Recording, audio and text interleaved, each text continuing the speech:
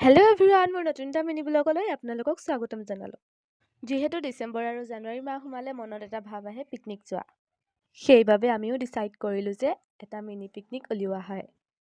প্ৰথমতে আমি কেকৰ দোকানত সোমালোঁ পেষ্ট্ৰি ল'বৰ কাৰণে, আৰু তাৰপিছত ইয়াত যিখিনি লোকেশ্যন আছিলে তাত আহিলোঁ। এইখিনি হৈছে আমগুৰি ৰবৰ বাগান, সকলোৱে চিনি পায়েই।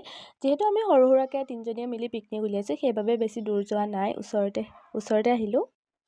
আৰু ইয়াৰ ৰিল শ্বুটৰ কাৰণে ভিডিঅ' শ্বুট কৰি আছিলোঁ, আৰু ভিডিঅ'টো ভালকৈ নহ'লেগৈ। আৰু পিকনিকত ৰিলছ আৰু ভিডিঅ' নাথাকিলে পিকনিক আধৰুৱা। সেইদৰে কমলা যদি নাথাকে তেতিয়াও পিকনিক আধৰুৱা হয় ন। আৰু আমি যিহেতু ছোৱালী মানুহ, লগত চানাও লাগিব, সেইবাবে চানাও মিক্স চানা বনালোঁ, কমলা কাটিলোঁ, তাৰপিছত ডিম গুচালোঁ। আৰু এয়া আমি চানা খাই থকা সময়ত তাহাঁতক ভিডিঅ' নাই কৰা, যিহেতু তাহাঁতি ভিডিঅ'ত নুঠে।